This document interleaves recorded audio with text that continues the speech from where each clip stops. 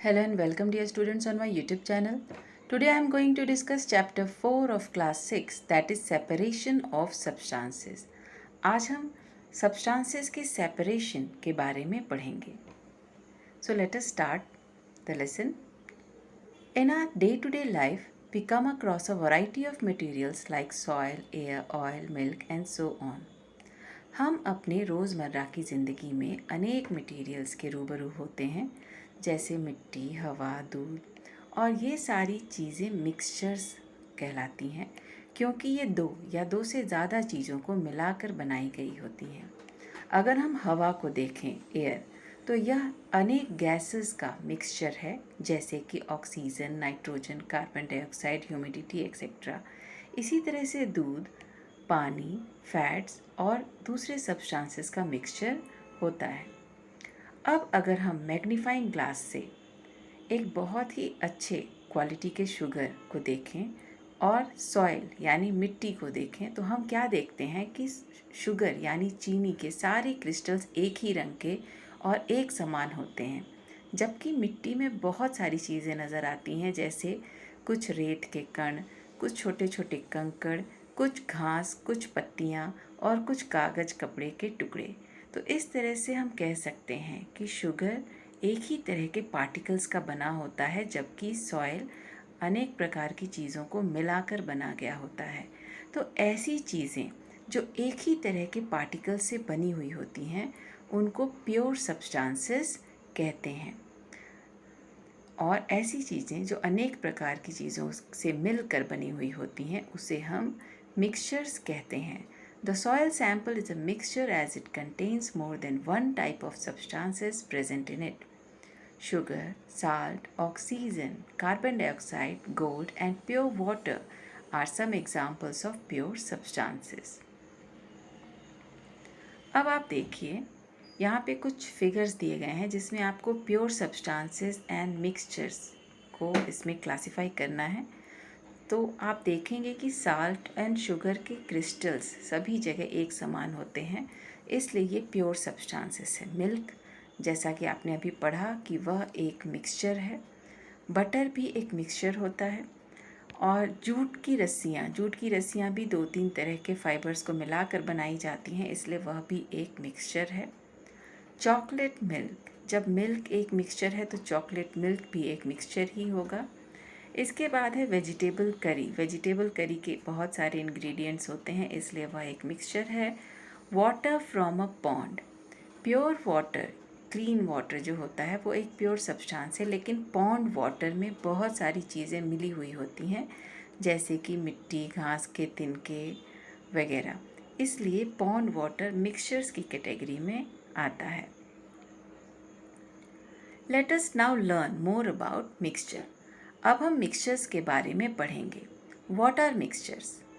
A mixture is formed when 2 or more substances are mixed together in any proportion. जब दो या दो से ज़्यादा सब्सटेंसेस किसी भी प्रपोर्शन में मिला दिए जाएं तो मिक्सचर्स का फॉर्मेशन होता है. मिक्सचर के कंपोनेंट्स केमिकली कंबाइंड नहीं होते हैं. Air, soft drinks, lemonade, sea water are some example of mixtures. कुछ कॉमन मिक्सचर जो अभी आपने पढ़ा जैसे air, sea water, aerated drinks, lemonade, crude oil, इनके कंपोनेंट्स यहाँ दिए गए हैं, उसको आप देखिए. Air is a mixture of gases like nitrogen, oxygen, carbon dioxide, argon, dust particles, water vapour etcetera. इसी तरह से सी वाटर यानी समुद्र का पानी मिक्सचर होता है salt, water and sand particles का. एरिएटेड ड्रिंक्स में water, sugar and carbon dioxide होता है. लेमोनेड में lemon juice, sugar, water and sometimes a pinch of salt भी होता है.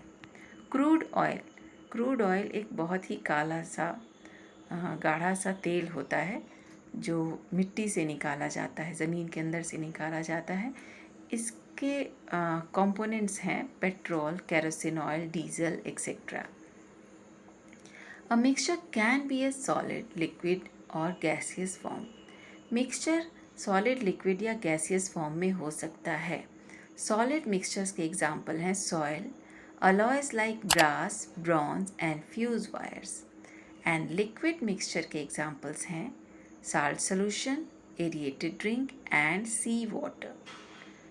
इसी तरह से गैसेस मिक्सचर के एग्जाम्पल हैं air, CNG means compressed natural gas, PNG means pipe natural gas and LPG means liquefied petroleum gas. तो ये रहे एग्जाम्पल्स। अब है अबाउट टाइप्स ऑफ मिक्सचर। अब हम डिफरेंट टाइप्स ऑफ मिक्सचर्स के बारे में पढ़ेंगे। Mixtures are of two types, homogeneous mixture and heterogeneous mixture. A homogeneous mixture is that which has same composition throughout, that is, its components are uniformly distributed. इसका मतलब ये है कि homogeneous mixture ऐसा मिक्सचर होता है जिसमें सारे कंपोनेंट्स पूरी तरह से अच्छी तरह से घुल के सभी जगह बराबर मात्रा में होते हैं।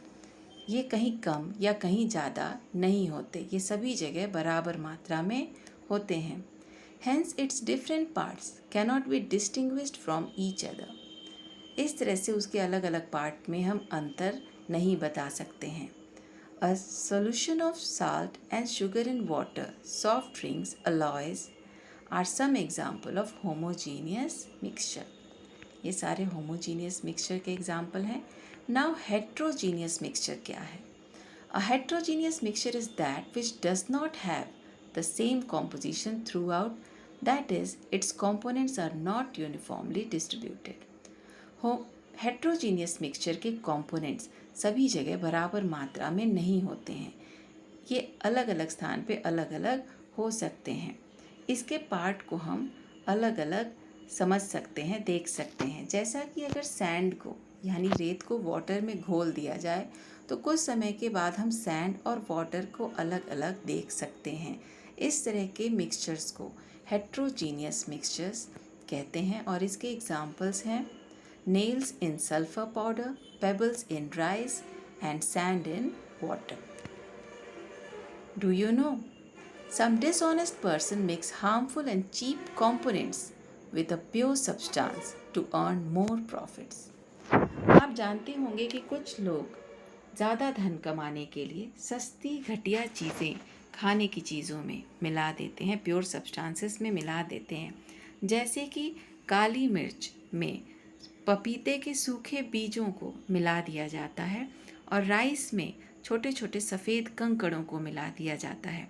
इस तरह के प्रैक्टिसेस को फूड एडल्टरेशन कहते हैं और हमें फूड एडल्टरेशन को रोकना चाहिए और सावधानी रखनी चाहिए कि हम ऐसे दुकानों से सामान लें जो अच्छे प्योर सब्सटेंसेस बेचते हैं। Now separating the components of mixture. अब हम पढ़ेंगे कि मिक्सचर्स के अलग अलग कंपोनेंट्स को कैसे सेपरेट किया जाए, कैसे अलग किया जाए। हालांकि मिक्सचर को सेपरेट करने के लिए बहुत सारे फिज़िकल मेथड्स हैं, लेकिन ये इनकी प्रॉपर्टीज़ पे, उसके मिक्सचर के कंपोनेंट की प्रॉपर्टीज़ पे डिपेंड करता है कि हम कौन सा मेथड यूज़ करेंगे, कौन सा मेथड ऑफ सेपरेशन यूज़ करेंगे। There are many different methods by which components of a mixture can be separated. For understanding them better, let us divide the mixture into 3 categories.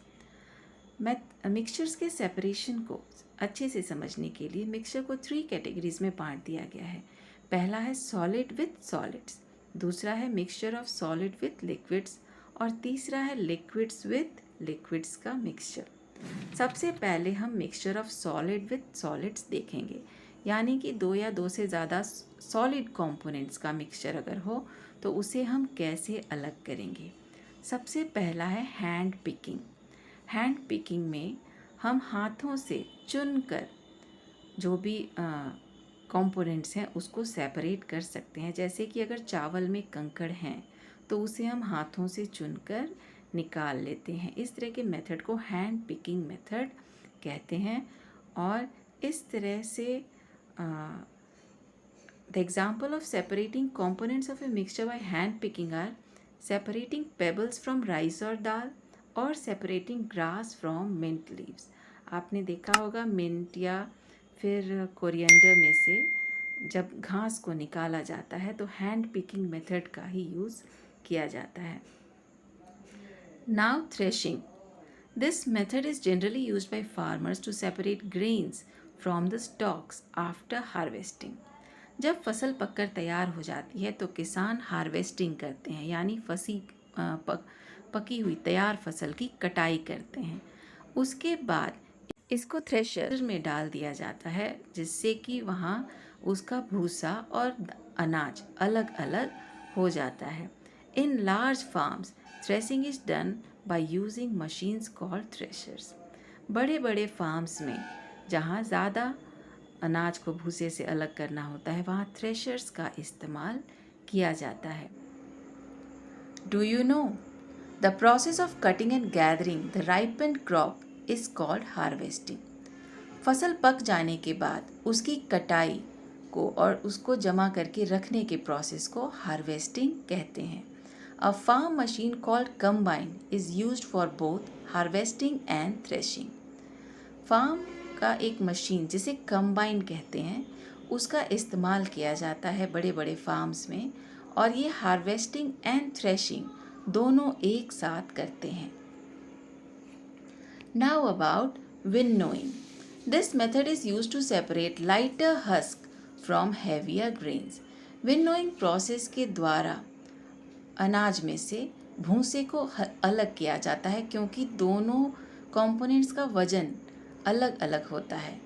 एक light weight का होता है और दूसरा heavy weight का होता है।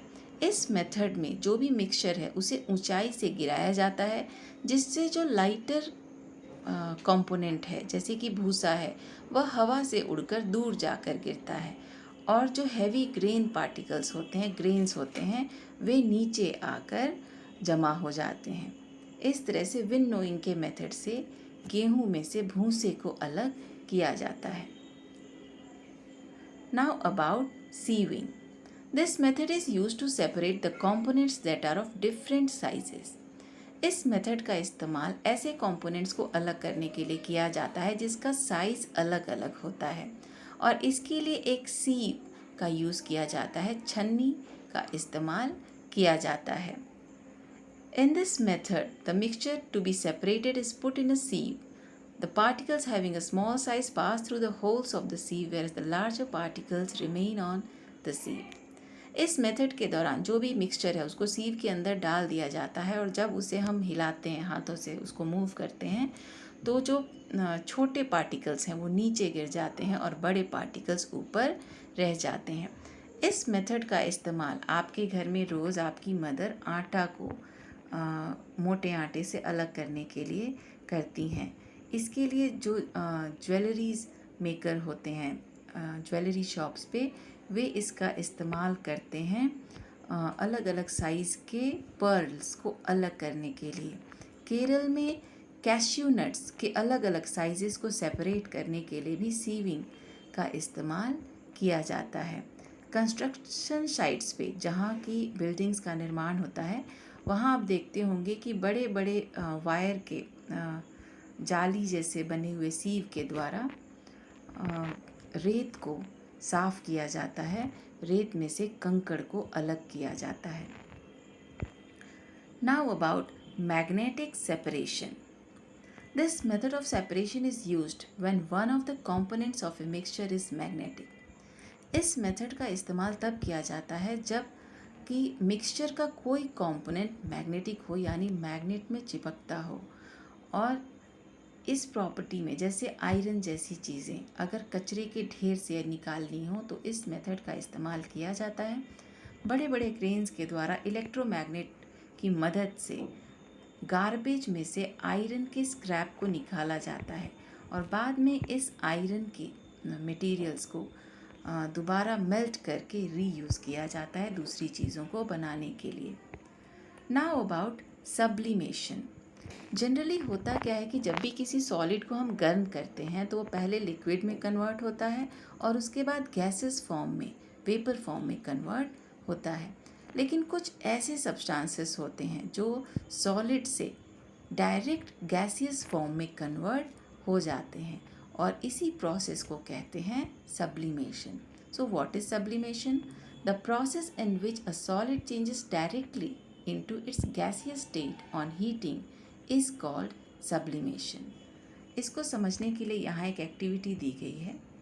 यहाँ कैम्फर एंड सैंड का मिक्सचर है. कैम्फर यानी कि कपूर और रेत का मिक्सचर है. कैम्फर एक ऐसा मटेरियल है जो सबलाइम हो जाता है, यानी गर्म करते ही डायरेक्ट गैस में कन्वर्ट हो जाता है. इसको अलग करने के लिए उस मिक्सचर को एक चाइना डिश में डाल दिया जाता है, जिसके ऊपर एक इन्वर्टेड फनल रख दिया जाता है. जब इस मिक्सचर को गर्म करते हैं तो कैम्फर वेपोराइज होकर ऊपर की सतह में जाकर चिपक जाता है, जहाँ ठंडा होकर वह वापस कंडेंस हो जाता है, जम जाता है. इस तरह से कैम्फर को सैंड एंड कैम्फर के मिक्सचर से अलग किया जा सकता है. The method of sublimation is used to separate solids which sublime easily from such substances which do not sublime. Substances like naphthalene, camphor, iodine and ammonium chloride sublime on heating. Naphthalene, camphor, iodine and ammonium chloride जैसे substances गर्म करने पर Sublime हो जाते हैं, यानी कि direct gases में कन्वर्ट हो जाते हैं. They can therefore be separated from substances like sand, salt, sugar by the process of sublimation.